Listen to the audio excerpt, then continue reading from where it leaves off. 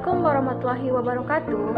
Perkenalkan, nama saya Astri Novia Marbun, NIM 0503181053. Saya dari Universitas Islam Negeri Sumatera Utara, Fakultas Ekonomi dan Bisnis Islam, Prodi Perbankan Syariah Stambul 18. Video ini bertujuan untuk memenuhi ujian akhir semester mata kuliah penganggaran.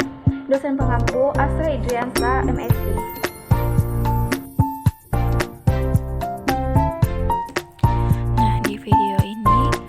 Menjelaskan materi pertama, yaitu anggaran dan fungsi manajemen, yang mana pengertian anggaran itu adalah suatu rencana yang disusun secara sistematis dalam bentuk angka dan dinyatakan dalam unit moneter yang meliputi semua aktivitas perusahaan dalam periode tertentu di masa yang akan datang.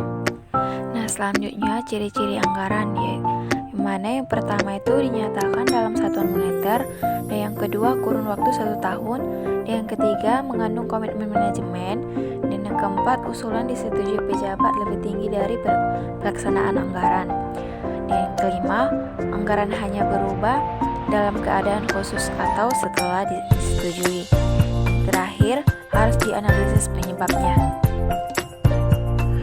Selanjutnya itu ada fungsi manajemen, yang mana fungsi manajemen itu yang pertama perencanaan atau planning, dan yang kedua pengorganisasian atau organizing, dan yang ketiga penggerakan atau actuating, dan yang keempat itu ada pengendalian atau controlling.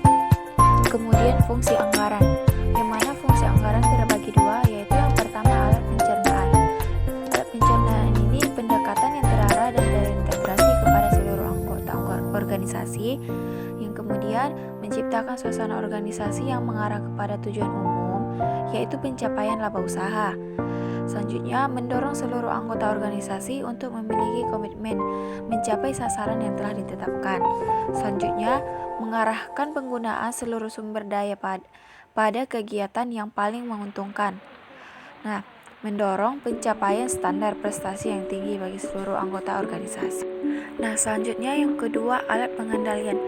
Alat pengendalian ini berperan sebagai tolak ukur atau standar kegiatan organisasi.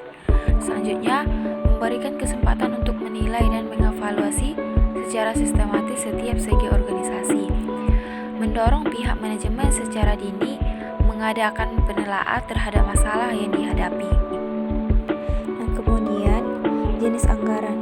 Jenis anggaran ini terbagi dua, yaitu yang pertama anggaran operasional, yang terdiri anggaran pendapatan, anggaran biaya, dan anggaran laba. Dan yang kedua itu anggaran keuangan.